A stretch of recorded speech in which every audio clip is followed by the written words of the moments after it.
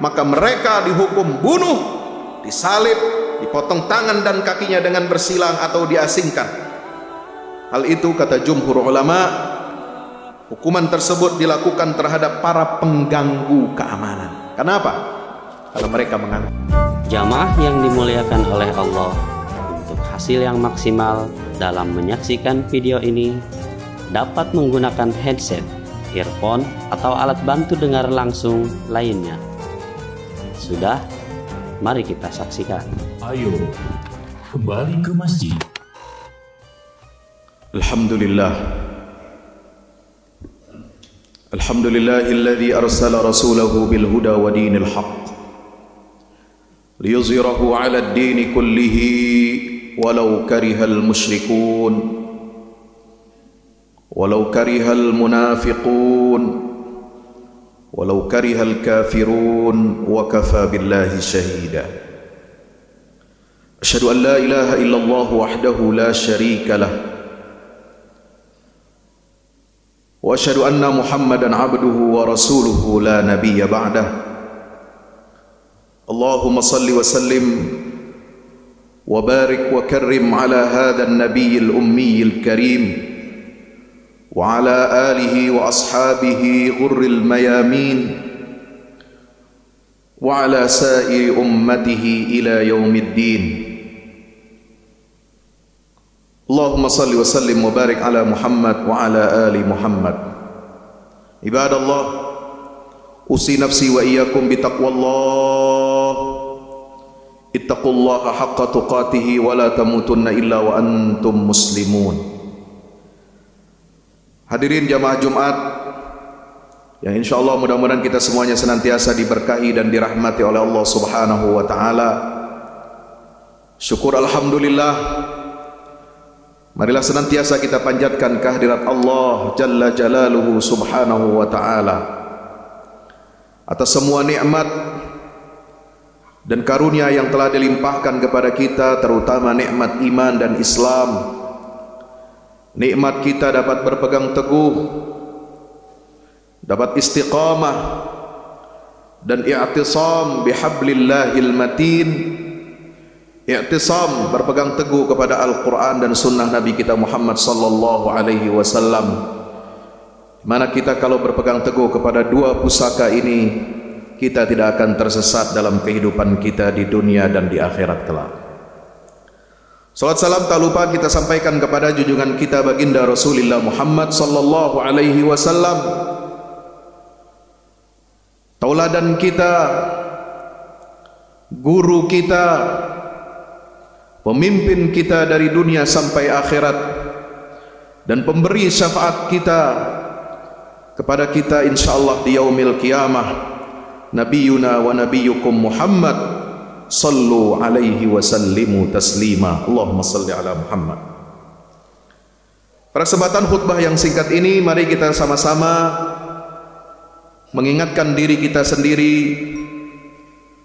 saling mengingatkan untuk kita meningkatkan iman dan takwa kita kepada Allah Ta'ala dengan menjalankan semua perintah-perintah Allah dan menjauhi semua larangan-larangan Allah Subhanahu wa Ta'ala dalam seluruh aspek kehidupan kita.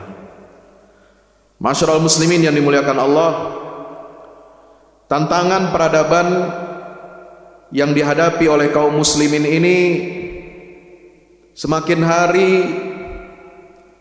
semakin besar. Tetapi sesungguhnya tantangan-tantangan itu akan meneguhkan kita, sebagaimana yang disampaikan seorang alim, seorang ulama besar, yaitu Amir Syakib Arsalan, di mana beliau mengatakan, lan tazdada 'alal ayyami adillatul haqqi illa ittidahan wa lan tazdada syubahul batili illa iftidahan. Semakin berjalannya waktu, bukti-bukti kebenaran Islam ini pasti akan semakin terang benderang, dan sebaliknya subhat-subhat kebatilan pasti akan semakin ditelanjangi kebobrokannya. Ini adalah perkataan seorang ulama Rabbani, Syekh Abdul Hamid bin Badis dari Tunisia, yang memimpin pergerakan umat Islam untuk melawan penjajahan kolonialisme Eropa di abad ke-19. Masyarul muslimin yang dimuliakan Allah, banyak tantangan-tantangan peradaban Islam ini yang kita hadapi kelihatannya merugikan kita umat Islam, tetapi sesungguhnya di balik itu semua adalah karunia dan nikmat dari Allah untuk membuktikan kebenaran ajaran Islam ini begitu terang benderang di hadapan seluruh umat manusia, apapun agamanya, apapun suku bangsanya, apapun nasionalismenya, apapun bahasanya. Hanya dengan kejadian-kejadian besar di atas muka bumi ini yang dulu mungkin tidak kita bayangkan, dan mungkin juga kita tidak akan mampu untuk mendakwahkan Islam ini dengan segala perangkat, dengan segala sumber daya yang kita miliki, atau mungkin juga kita malu-malu atau takut untuk mendakwahkan kebenaran Islam ini. Tetapi dengan banyak peristiwa di atas muka bumi ini yang Allah hadirkan, suka atau tidak suka, itu semua menjadi sarana promosi yang gratis dari Allah untuk memperkenalkan kebenaran Islam ini ke seluruh penjuru dunia. Salah satunya adalah isu tentang terorisme, radikalisme, dan ekstremisme yang ada kita hadapi pada saat ini. Masyarul muslimin dirahmati Allah, kalau alasan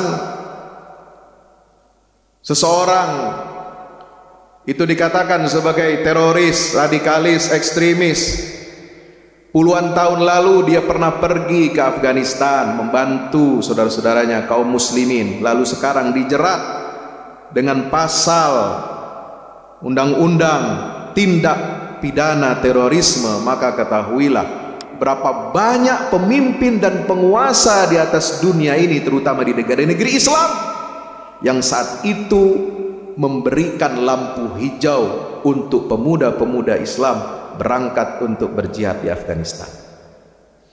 Salah satunya yang dicatat oleh seorang peneliti barat adalah kepemimpinan Presiden Soeharto almarhum di zaman Orde Baru, membuka pintu, mengizinkan, bahkan memerintahkan Panglima ABRI pada saat itu untuk memberikan bantuan senjata dengan operasi khusus dan menggalang pemuda-pemuda muslim.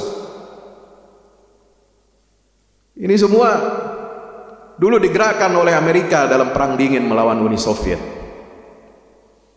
Ketika tahun 70-an ancaman komunisme begitu menggurita di dunia ini, termasuk Timur-Timur, negara jajahan Portugal, di mana Portugal waktu itu di Eropa masih menggunakan sistem komunisme dan sosialisme.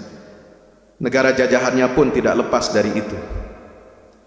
Termasuk Afghanistan yang dianeksasi oleh Uni Soviet, salah satu negara adidaya dunia yang menerapkan sistem komunisme sosialisme terbesar di dunia ini setelah Republik Rakyat Cina.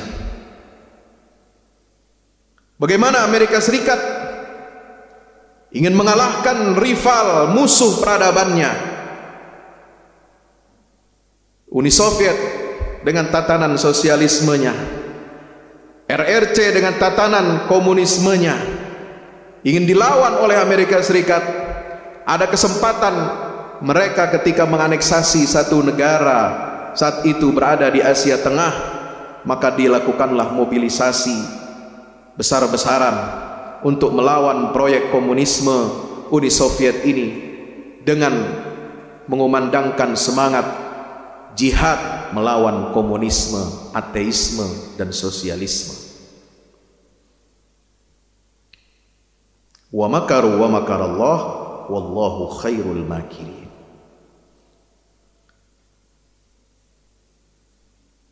Jahatnya Amerika Serikat ini Hadirin yang dimuliakan Allah Subhanahu wa taala, dia menjadikan tameng jihad itu untuk mengusir komunisme, mengusir rezim Soviet yang bercokol di Afghanistan. Lalu kemudian dia gunakan itu semua, ghirah, semangat anak-anak muda kaum muslimin dari berbagai penjuru dunia, termasuk Indonesia, Mesir, Arab Saudi, Filipina, Thailand Selatan, Yaman, Sudan, Libya, dan semuanya seterusnya. Ini semua saat ini yang kita hadapi di abad 21 ini. Isu terorisme dan radikalisme ini adalah merupakan residu yang dihasilkan oleh proyek mereka yang ingin menghancurkan komunisme, sekaligus ingin menghancurkan, ada tunggangan di belakangnya yang ingin menghancurkan Islamisme. Masyarul muslimin yang dimuliakan Allah Subhanahu wa taala, maka oleh sebab itu kita tidak boleh tertipu. Kita tidak boleh terpedaya dengan apa yang dikampanyekan bahwa benar antara jihad dan terorisme itu tidak akan pernah bertemu.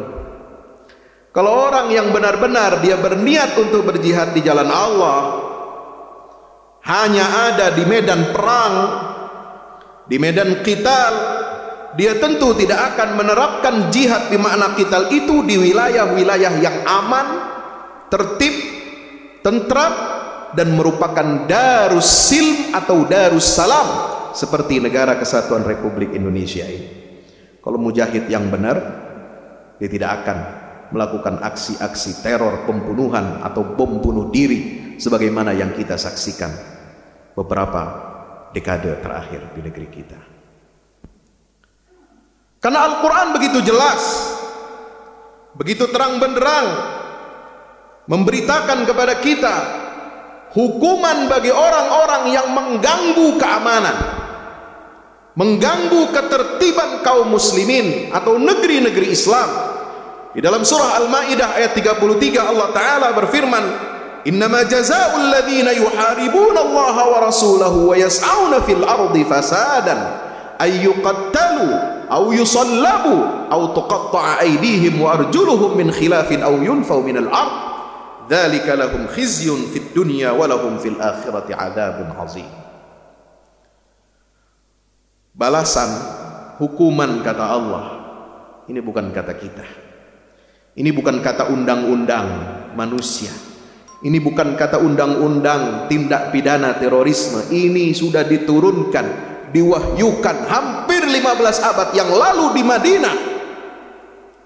Balasan bagi orang-orang yang memerangi Allah dan Rasulnya serta membuat kerusakan di bumi, tidak lain mereka harus dibunuh, disalib, dipotong tangan dan kaki mereka secara silang atau diasingkan dari tempat kediamannya. Yang demikian itu merupakan kehinaan bagi mereka di dunia, baru di dunia itu, dan di akhirat kelak mereka akan mendapatkan azab yang sangat berat. Di dalam tafsir Kementerian Agama dicatat, orang-orang yang mengganggu keamanan dan mengacau ketentraman, menghalangi berlakunya hukum, keadilan dan syariat, merusak kepentingan umum seperti membinasakan ternak, merusak pertanian dan lain-lain, maka mereka dihukum bunuh, disalib, dipotong tangan dan kakinya dengan bersilang atau diasingkan. Hal itu kata jumhur ulama, hukuman tersebut dilakukan terhadap para pengganggu keamanan. Kenapa? Karena mereka mengangkat senjata. Sehingga definisi hirabah dalam ayat ini, al-muharabah dalam kajian fikih Islam itu adalah hamlun as-silah 'alan nas wa akhafahu. Mengangkat senjata, mengacungkan dan menteror manusia serta menakut-nakuti manusia dengan dia mengacungkan senjata itu. Hanya dengan mengangkat senjata saja, belum menembak, itu sudah dianggap definisi hirabah, memerangi Allah, memerangi Rasulullah, dan memerangi kaum muslimin. Bagaimana lagi kalau dia berani menembakkan pelurunya yang ada di senjata itu, bahkan bukan hanya senjata api, senjata tajam pun. Dalam sabda Nabi kita Muhammad sallallahu alaihi wasallam, kata Rasulullah sallallahu alaihi wasallam yang dikutip dalam fatwa Majelis Ulama Indonesia tentang terorisme nomor 3 tahun 2004. Di situ dikutip oleh Rasulullah, la yahillu li muslimin ayyurawi'a musliman. Hadis riwayat Abu Dawud. Tidak halal, artinya apa? Haram bagi seorang muslim untuk menakut-nakuti orang muslim yang lain. Menakut-nakuti dengan berbagai macam cara, baik dengan cara yang halus sampai cara yang paling kasar dan paling menakutkan. Teror itu hukumnya haram bagi seorang muslim. Man asyara ila akhihi bihadidatin. Dalam hadis lain diriwayatkan oleh Imam Muslim, hadis sahih, siapa orang Islam yang mengacungkan senjata tajam kepada saudaranya yang muslim, fa innal malaikata tal'anuhu hatta yantahi, maka semua malaikat akan melaknat orang itu sampai dia berhenti dan menurunkan senjatanya. Maka itu tidak benar tindakan terorisme ini dalam sudut pandang Islam. Dan kalau ada oknum-oknum yang mengaku diri dia sebagai mujahidin, sebagai pejuang di jalan Allah, tapi dia menentang dan melanggar semua aturan-aturan syariat sebagaimana yang disebutkan di dalam surah Al-Maidah ayat 33, di dalam surat An-Nisa ayat 39, ayat 29-30, wala taqtulu anfusakum.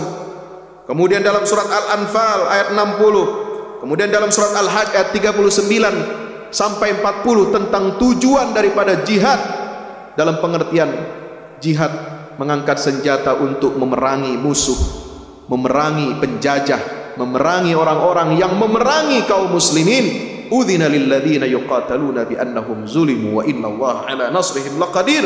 Alladzina ukhriju min diyarihim wa udzu fi sabil alladzina ukhriju min diyarihim bighairi haqqin ay yaqulu rabbuna Allah.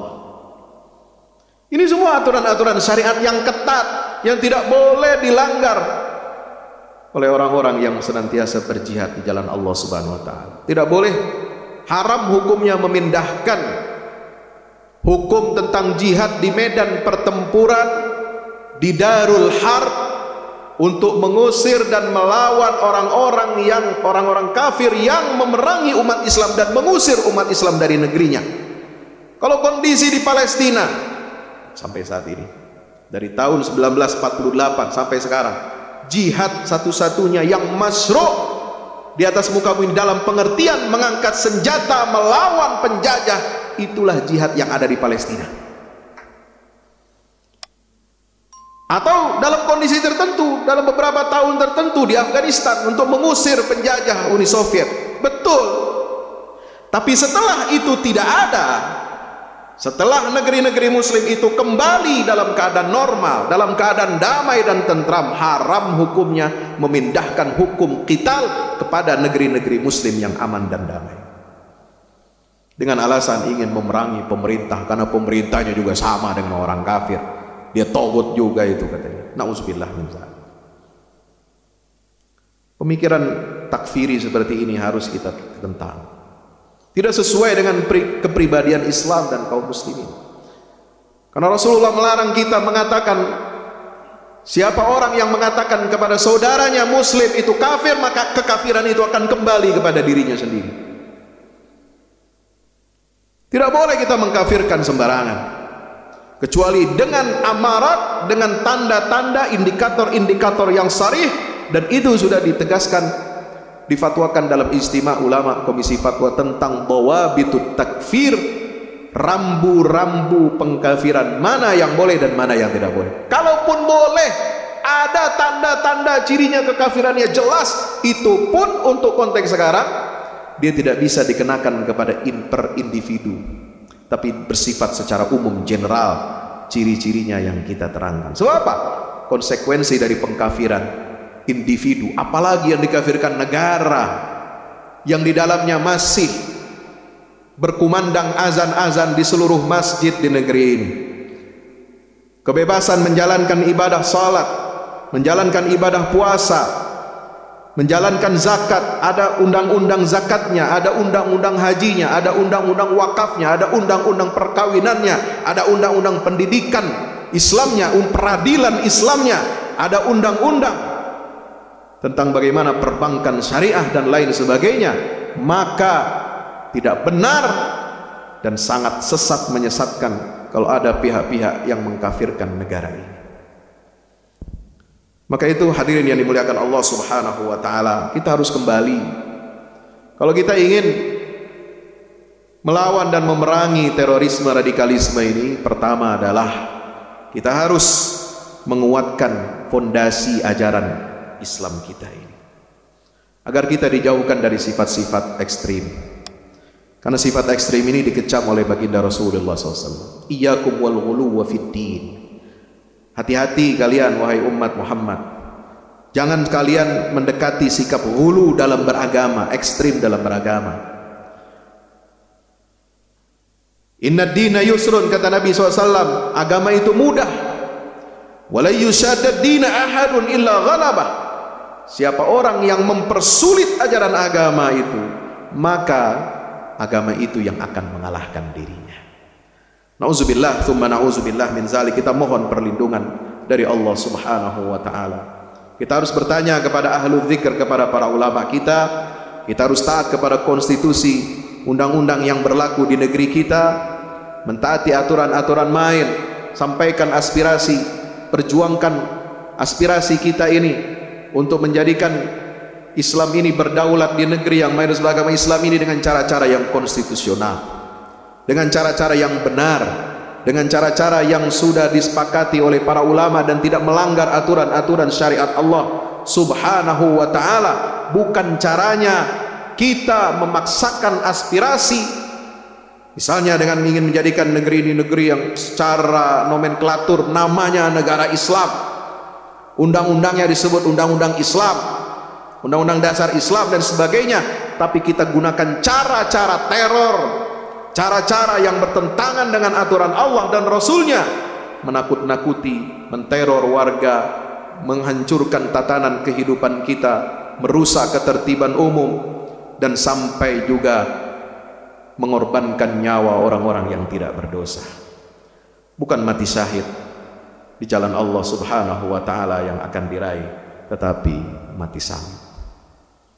Mari kita bermohon kepada Allah Subhanahu wa taala agar Allah berikan kita kekuatan iman dan takwa, kekuatan istiqamah, agar kita melihat permasalahan-permasalahan yang ada di muka bumi dengan basirah, dengan kita selalu mendekatkan diri kepada Al-Quranul Karim, selalu belajar tentang ilmu-ilmu agama kepada ulama-ulama yang lurus, ulama-ulama yang benar, yang senantiasa istiqamah dalam menjalankan ajaran agamanya, yang ikhlas dalam beramal, yang tidak fanatik kepada golongannya masing-masing. Dan insya Allah negeri kita akan menjadi negeri yang baldatun thayyibatun wa rabbun ghafur, sebagaimana yang diperjuangkan oleh Wali Songo, oleh para pendahulu kita, oleh para sahabat Nabi yang tersebar ke seluruh penjuru dunia untuk menyebarkan Islam ini menjadi rahmatan lil alamin. Pelan tapi pasti kita yakin dengan janji Allah Ta'ala, walladzi arsala rasulahu bil huda wa dinil haq liyuzhirahu 'ala ad-dini kullihi walau karihal musyrikun. Dialah Allah yang akan memenangkan agama ini. Liyuzhirahu 'ala ad-dini kulli. Akan ditampakkan kebenaran ini, agama ini begitu terang benderang. Semakin hari semakin mereka menghinakan, melecehkan dan menyudutkan umat Islam dengan perilaku-perilaku jahat yang dilakukan oleh oknum-oknum kaum muslimin. Justru di situ akan terkuaklah kebenaran Islam ini begitu terang benderang sebagaimana yang disampaikan ratusan tahun yang lalu oleh seorang ulama Tunisia, Syekh Abdul Hamid bin Badis. Barakallahu li wa lakum fil Qur'anil azim wa nafa'ani wa iyyakum bima fihi min al ayati wa dhikril hakim. Aqulu qawli hadha fastaghfir innahu wal ghafurur rahim.